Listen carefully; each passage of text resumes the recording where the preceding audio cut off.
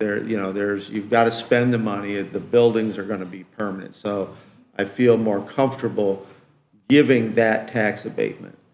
The other is it's equipment. It's transient. It's there, it's not there.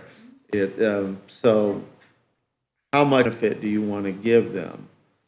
And I think, I don't know, but I'm hearing in this a little bit about what you might have said before. Not all businesses can receive tax abatement. Commercial businesses are not eligible for tax abatement. It is essentially got to be a manufacturing type business or now a farming business in order to qualify for tax abatement. There's, whether that's fair or not, I'm not going to say, but that we are basing this on the rules as they exist today. And if they change the rules, we'll punt. We'll see what we need to do to continue to encourage business to come to DeKalb County.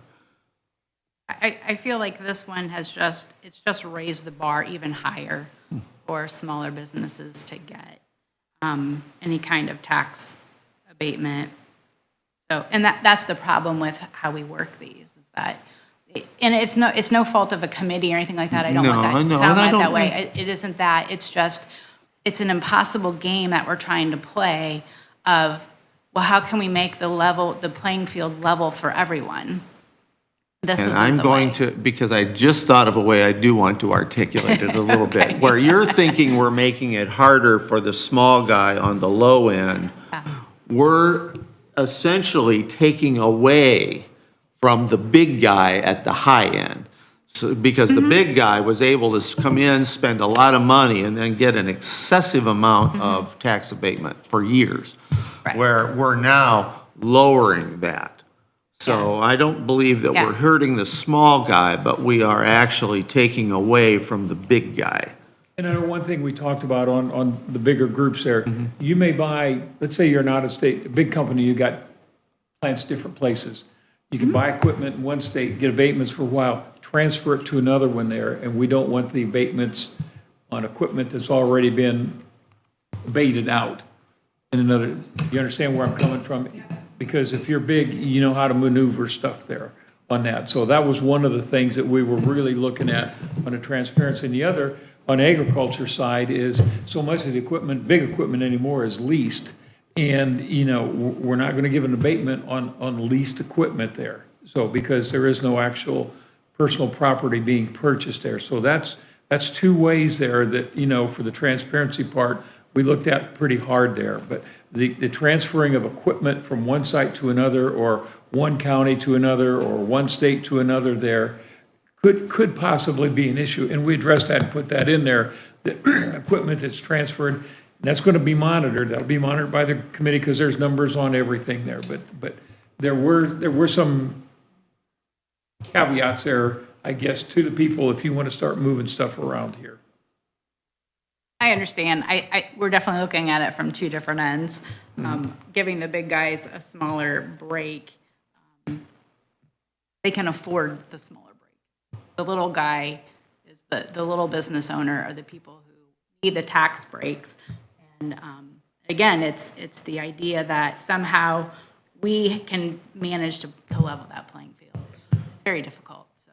Well, again, I just wanted to throw that in. Again, playing with the rules that exist today, and it is not available for what many would believe to be the small business. It's not available for commercial or retail business. And that is, unfortunately, that's the way it is, right at this moment. And I said, just at this moment. And just because the state allows us to do it doesn't mean we have to. Right? We don't have to do the tax abatements. We as a county said, hey, we want to try to figure out a way that we can just make everybody's taxes lower. We could work on that. Well, it isn't we have to do the tax abatements because the state gives us that tool. Right now, the best way to do it is to increase the assessed valuation of the county. That is going to do more to to drive the tax rate down than anything else. So we have got to keep that tax abatement up, or that assessed value up as high as we can get it. Of course. Any further discussion? Okay, Don, I want to look at you because on this one here, this could be passed on one approval motion here. Do we need to read the ordinance the way it's written now, or just go for a motion for approval, or? On a resolution, you can just read it by title, by your rules, so. And do we have a motion to approve this? And yet? it was provided 48 hours in advance per your Rules. meeting rules so that you don't have to read the whole thing. Do we have a motion to? We do not approve have a this? motion. We need to read the. I will, Do we need to read the title first before we? can I, yeah, You go can make ahead. a motion with the title, yes. Okay, well, I'll make Okay. I'll make a You motion can that do we that, Rick. approve DeKalb County Resolution 2024-RCC-8, a resolution amending the uniform application and uniform review criteria for the real and personal property tax phase-in. Okay, do we have a second? Second by Amy Dembski. Any further discussion?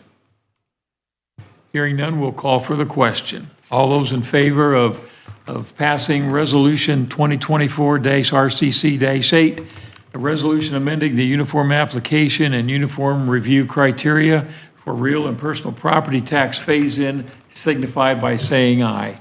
Aye. Opposed? Motion is carried.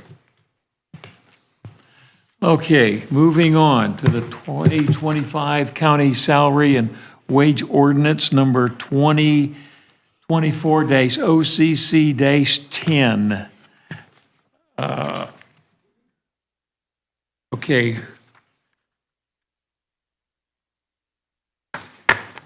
Bob is not here. Rick, you prepared to address any on this here?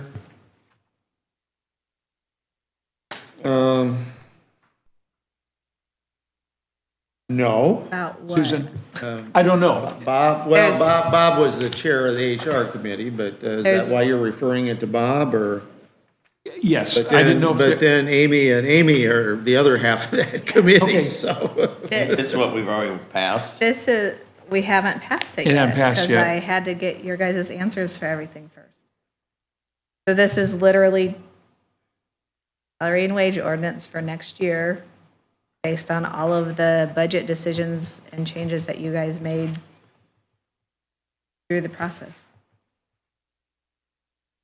okay, There's not, I mean, unless you have questions, there's not anything So there really was to a discuss. 6%, we did 6% on the elected officials and. On some of them.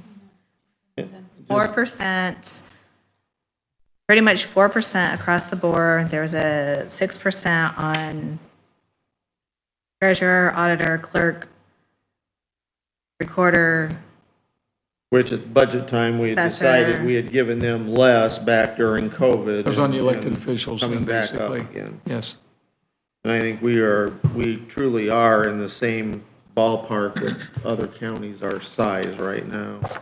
And you agreed to give benefits to attorneys and change them to the learned professionals category. You wanted the second in command for highway and central communications to be in special occupations category.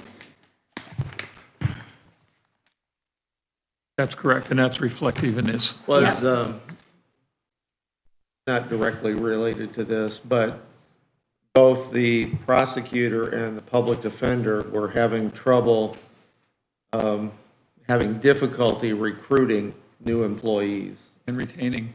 Were they able to recruit anybody before January 1 that could get benefits? We didn't allow I that. have no idea. Okay, I mean, did you allow it? No. okay. But it's November and Right. I mean, they could even start, this is effective, once somebody starts working December 15th, it's part of the next So year's it will help stuff. them, it will help them. Because I heard again yesterday or the day before of another county that has great difficulty recruiting attorneys. They just, we can't make Don Stuckey any younger than he already is. And Well, if we could. and attorneys just don't want to go to small towns anymore, apparently. I mean, it's just anyway, that was a side note.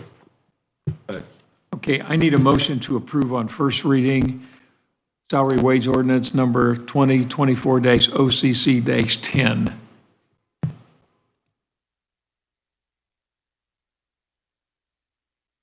We have a motion by Amy Dembski and a second by Rick Ring.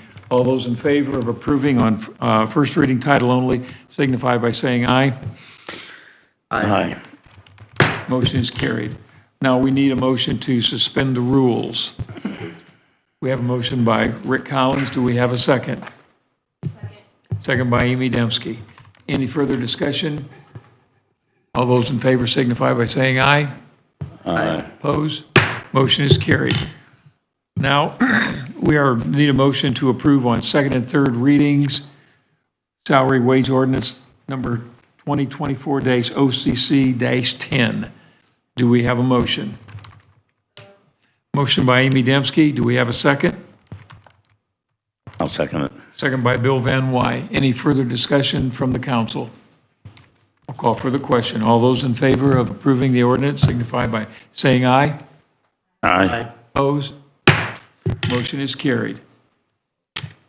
Moving on, the miscellaneous discussion on the council schedule, we've discussed that.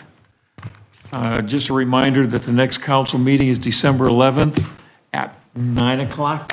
Vice President Bill Van Wy? I called, you told me 8:30. I was told 8:32, but we got you in time. So 9 o'clock. Just think we'd had to sit here for All right. half an hour discussing this. Now, do we have anything else to come before the council today? Very good meeting, very informative, very productive meeting. Thank you, everybody. So, Rick Collins, I would move that we adjourn. we have a motion and a second on the floor. All those in favor of adjourning signify by saying aye. We're out of here. Thank you. All right. Thank you guys for your